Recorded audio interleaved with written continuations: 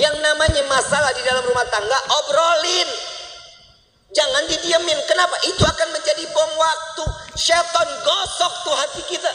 Setan masuk ke dalam pikiran nih. Kuping kita dibisikin terus. Oh, jangan dikasih maaf. Jangan, gak usah perlu minta maaf. Oh, jangan dimaafin. Itu pasti setan yang akan ikut.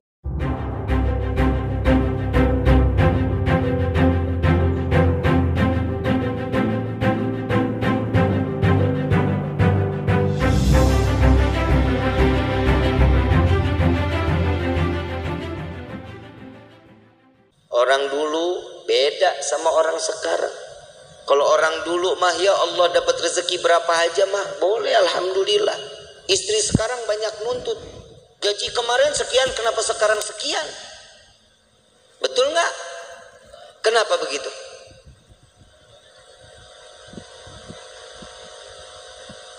Urusan rezeki siapa yang kasih? Kenapa mintanya sama suami? Mintanya sama Allah, tapi doanya di samping suami. Ya Allah, berikan rezeki kami yang banyak lewat suami saya. Samping telinga ngomong kalau lagi tidur juga. Ya Allah, lipstik beak.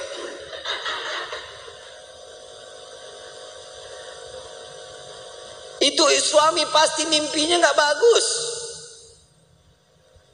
Rumah tangga itu dijalanin, bukan dipikirin. Betul nggak? Jalanin rumah tangga. Ya ada kerikil-kerikil rumah tangga, ya wajar. Kita jalan aja kadang suka ada yang bolong jalanan. Betul? Saat dimana kerikil itu ada, itu pembelajaran bagaimana caranya kerikil itu hilang. Ambil sapu, singkirin. Jangan ditimbun, bakal jadi gede. Orang lewat susah. Yang namanya rumah tangga itu jalanin. Jalanin semata karena apa? Karena Allah.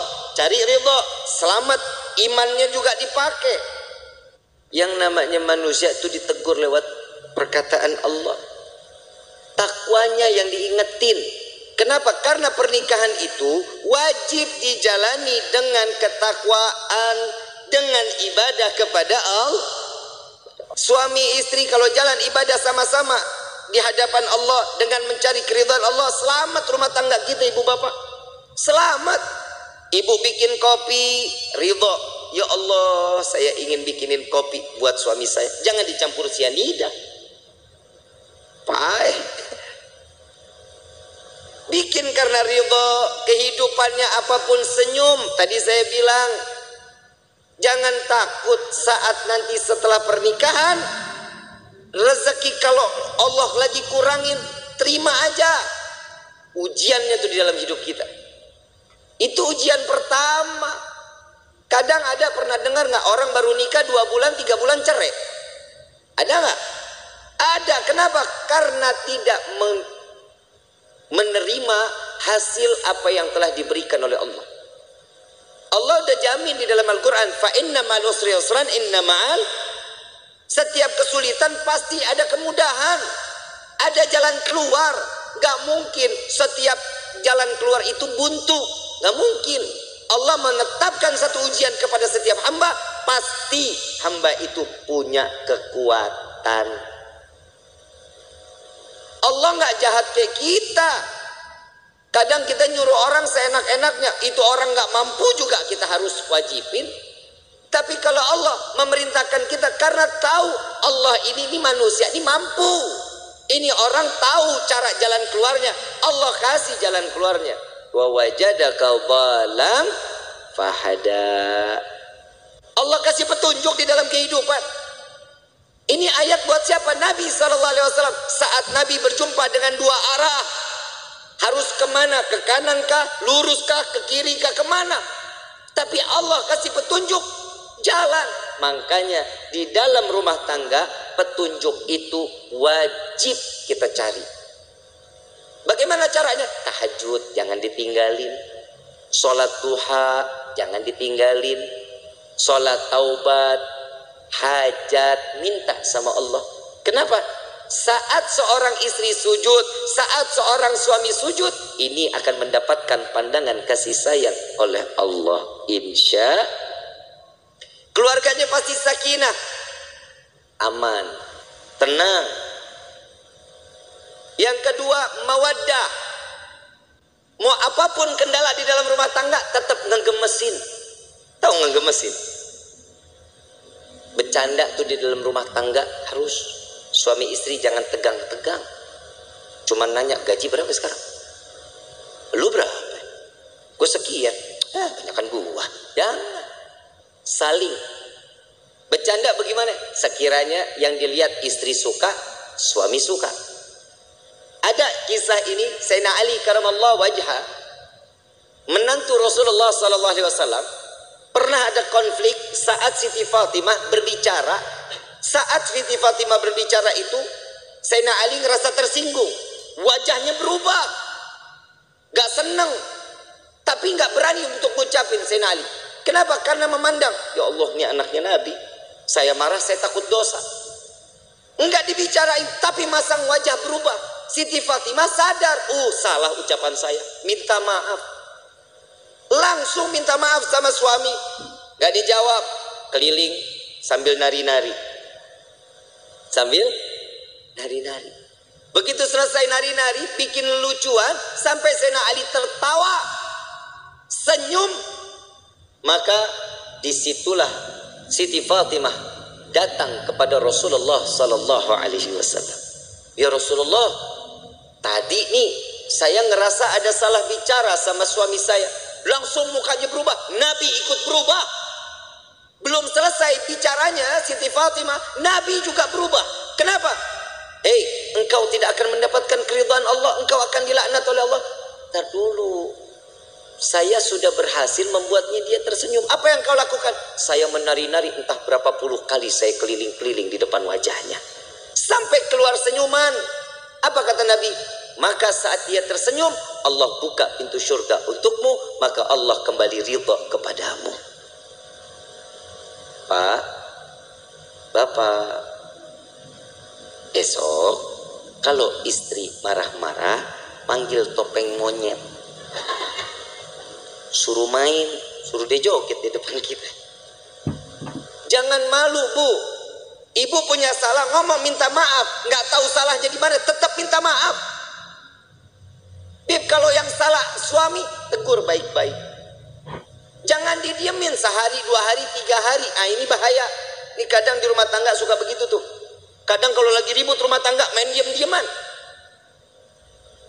Saya lagi bingung. Ada suami istri kalau ribut diem-dieman. Lu tinggal serumah. Lu diem-dieman. Lu kayak anak kos. Yang namanya masalah di dalam rumah tangga, obrolin. Jangan didiemin. Kenapa? Itu akan menjadi bom waktu. Setan gosok tuh hati kita. Setan masuk ke dalam pikiran nih. Kuping kita dibisikin terus. Jangan dikasih maaf.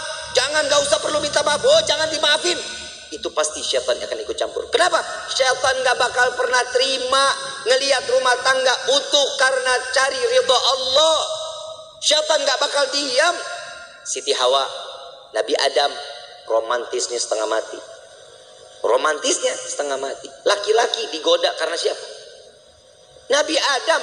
Kita sampai hidup di dunia, Nabi Adam dirayu sama seorang istri yang bernama Siti Hawa. Coba ambil buahnya. Tapi Allah bilang, gak apa-apa, kan gak dimakan, dipegang aja. Dapat rayuan, Allah murka. Allah udah bilang jangan makan, jangan, gak deketin aja, jangan. Dipetik baru sampai di gigi, Allah murka, diturunin ke dunia. Coba kalau Nabi Adam gak makan, gak ngedeketin, kita hidup di sorga semuanya ini. Tapi kadang manusia suka nuntut macem-macem sama Allah. Kalau lu mau nuntut, nuntutnya Nabi Adam. Gara-gara Nabi Adam makan buah khuldi, kita jadi ada di walahar. Aturan kan kita di sorga semuanya ada. Gak capek-capek kerja, capek-capek nulis CV, ngajuin, kadang diterima, kadang kagak. S1 cleaning service. Kadang begitu. Kalau kita hidup di sorga kan nikmat, tapi inilah bagaimana kita bisa kembali ke dalam surga. Ujian dalam hidup itu yang membuat kita kuat di dalam iman kehadapan Allah. Suami mah perintahnya dikit, cuman ngasih nafkah yang halal, memberikan satu kebaikan, jangan mencontohkan suatu keburukan. Itu tugas suami. Istri pasar, masak, sajiin makanan, betul. Ngurusin anak, rapihin rumah, betul. Nyuci, ngepel, nyapu, nyetrika. Banyak gak kerjaannya? Emang lu tugasnya. Terus fungsinya suami ringanin beban istrinya, itu suami.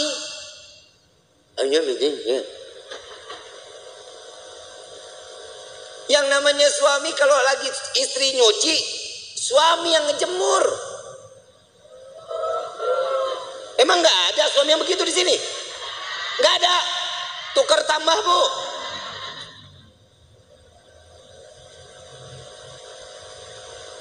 Suami angkatin jemuran, istri yang nyetrika. Gak ada. Suami yang ke pasar, istri yang masak. Gak ada. Ya derita lu dah. Ngeringanin beban istri itu salah satu pahala untuk suami. Minimal saat istri lelah, pundak kita berharga, Pak, buat istri. Saat istri mengadu, yang aku capek hari ini, sini saya, sini. Gak ada yang begitu, gak ada. Berarti di dunia laki gue doang yang begitu tuh. Lah ngapa lu? Lah bini-bini gua.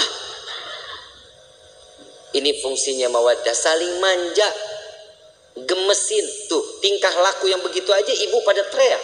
Kenapa? Gemes banget begitu. Yang ketiga, warahmah. Hibur kehidupannya dengan kasih sayang.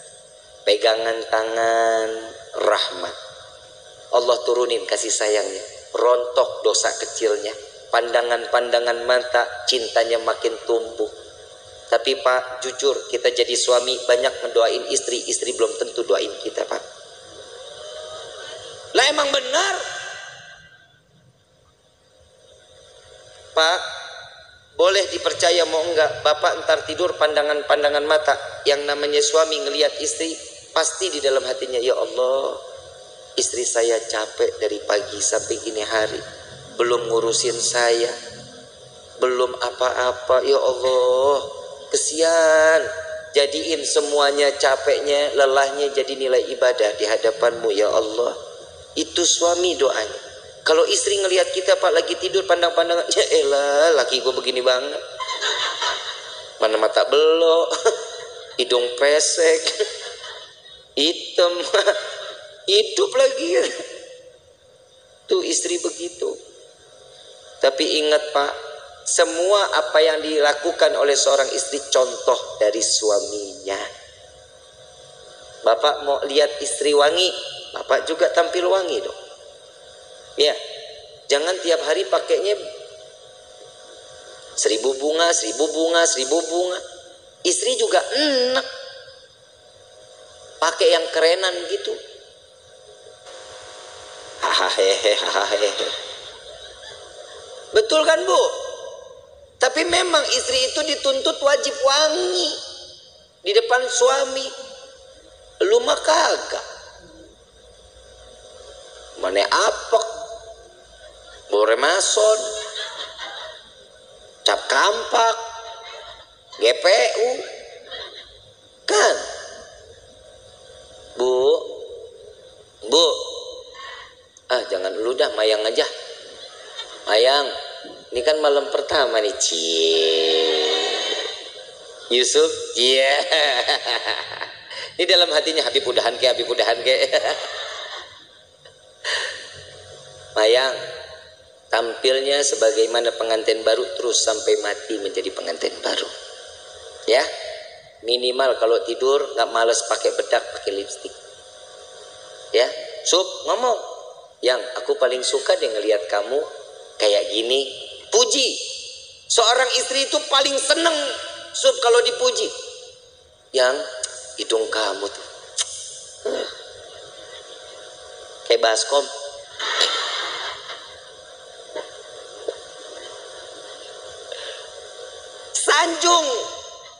Sanjung istri. Yang Nabi sering sanjung istri, disanjungkan sama Nabi kan. Disanjung Humairah yang pipinya kemerah-merahan. Bapak ngomong, nih masalahnya orang hitam legem. Mana merahnya? Ya minimal kan dipanggil manis kan bisa. Sweetie kan bisa. Jangan dipanggil Blacky. Jangan. Karena kasih sayang itu timbul juga dari panggilan. Jujur, Pak, maaf, Bapak kalau dipanggil siak gahar nggak? Kesel nggak? Dibilang manehna, kesel nggak? Saya ini seorang kepala rumah tangga, hargain saya. Coba kalau suami dipanggil sayang, besok uang jajan nambah, Bu. Dan laki-laki juga sadar diri, wajib ngasih tahu sama istri. Lihat Rasulullah nyanjung Siti Fatimah, Siti Aisyah saat lagi sholat. Siti Aisyah, Rasulullah lewat. Ya Allah, terima amal ibadah Aisyah. Ya Allah, ampuni dosa Aisyah. Ya Allah, masukkan Aisyah ke dalam syurgamu. Doa di hadapan Siti Aisyah. Siti Aisyah lagi sholat. Begitu selesai sholat langsung kabur. Ya Rasulullah, tadi aku dengar engkau doakan aku. Iya ya Aisyah. Gimana perasaannya? Wah, senang. Begitulah caraku mendoakan umatku, kata Nabi Muhammad SAW. Ternyata doanya Nabi Muhammad tetap buat umat. Kebahagiaan siapa? Umat. Makanya orang yang menikah itu mencontoh sunnah Nabi Muhammad sallallahu alaihi wasallam. Makanya ibu, yang namanya suami nikah jangan banyak aturan. Suami mau nikah lagi, kasih. Emang apa? Perih. Lebih perih suami ngelihat lo cemberut mulu. Betul Pak? Pulang dari pagi sampai sore ngelihat istri udah begitu aja modelnya, dari mulai bangun tidur sampai sore begitu. Muka demek, rambut berminyak. Begitu dicium, ya Allah, bau kompor. Bu, mau suami betah di rumah mau? Yang rapi dong. Kelihatan suami bakal pulang kapan? Mandi, rapi, bersih. Saat ngadepin suami, suami pulang ngelihat istri cantik, ya Allah, itu capek ditinggal di pagar, Bu. Gak diajak masuk capeknya. Mah, kemon. Gak ada capek. Kalau ini sudah di rahmahnya ini kita jalanin, inilah yang namanya baiti jannati, rumahku surgaku. Tapi kalau ini nggak ada, iman nggak ada, siap, rumah jadi neraka.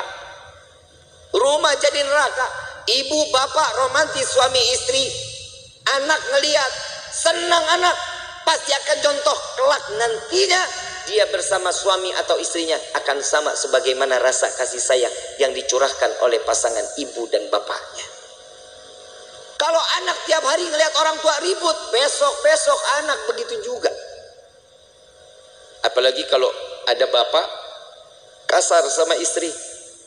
Nah, punya anak laki-laki, punya anak perempuan, besok tuh anak kalau udah gede, punya psikologinya berubah, takut sama laki-laki, dia akan cari pasangan perempuan. Lah emang udah banyak sekarang yang begitu. Sebenarnya itu faktornya bukan hanya itu. Yang kedua, ada salah sama siapa dia bermainnya, sama siapa dia berkawannya. Makanya rumah tangga itu diisi dalamnya dengan iman, kenalin Allah sama nabinya, maka rumah tangga akan berkah. Ini ibu kagak sholat, bapak nggak sholat, anak dituntut untuk hafal Quran, kan PA. Nah ibadah ya, jangan bikin ibu bapak masuk ke dalam neraka. Nah lu yang mau dinerakain. Kadang orang tua juga suka egois. Dia ngarepin ini anak bisa nyelamatin dia, sekarang hidupnya dia semau-maunya. Kasih kenal anak kepada Allah sama Nabi, itu yang bikin tenang. Bapak, ibu enak ibadah, ibu enak pengajian, anak terlepas rambutnya, kelihatan sama yang bukan mahramnya. Hati-hati, ini anak perempuan begini, cukup dengan satu helai bawa masuk 4 laki-laki ke dalam neraka jahanam. Bapaknya, pamannya, baik itu dari ibu atau dari bapak, suaminya, anak laki-lakinya. Jangan jadi aman. Makanya saya selalu mengatakan, saat proses pemakaman, simak baik-baik. Untuk para alim ulama, para kiai, para asatidz, saya ingin menyampaikan, untuk prosesi pemakaman, perempuan dilarang ikut di dalam proses pemakaman. Ngaji, makanya ngaji. Jujur kiai, jujur ustadz, ustadzah, benar. Ini yang masih menggunakan tradisi ini cuma para habaib sama syarifah. Sekarang proses pemakaman, saat keranda jenazah dibawa, perempuan ikut di belakang.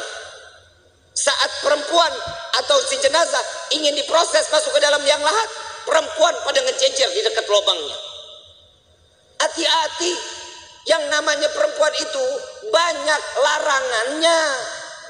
Tangan terbuka segini, ini aurat. Ibu yang ngebuka aurat, jenazah yang disiksa.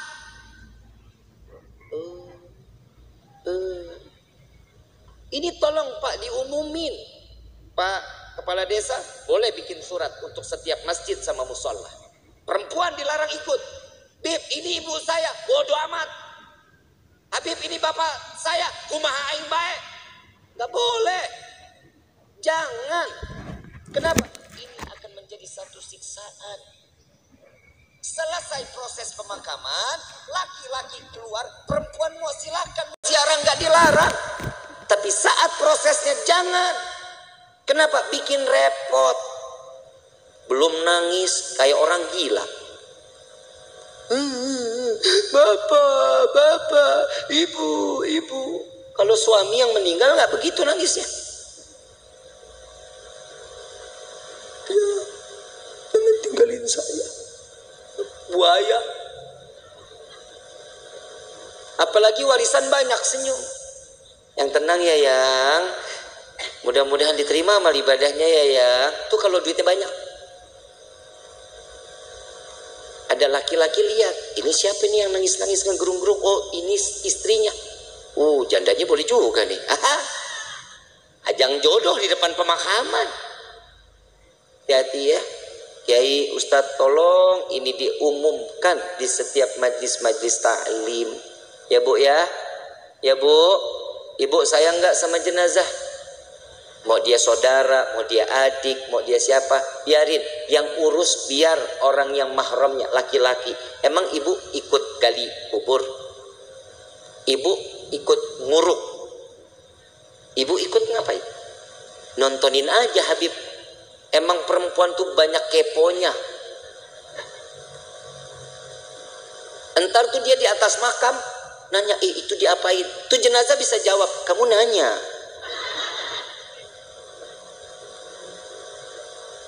Bahaya. Ya jangan ya. Jangan ya Bu ya. Mulai sekarang nggak boleh ikut lagi. Insya Allah. Nanti kalau suatu saat, mudah-mudahan kita semua dikasih umur panjang, sehat afiat untuk ibadah kepada Allah. Amin ya Rabbal. Allahumma, entah keluarga kita yang meninggal, biarin aja, biarin sampai selesai. Mau ikut ke pemakaman boleh, tapi nunggu selesai proses, laki-laki keluar, perempuan baru masuk. Ya, ikut situ. Mau tebar bunga silahkan, ya, mau naruh air mawar silahkan, nggak apa-apa. Tapi saat proses, perempuan jangan ada yang ikut. Kenapa? Ini yang akan menjadi penyebab siksaan untuk ahlil kubur. Na'udzubillahi min dzalik. Kenapa? Karena perempuan itu banyak larangannya.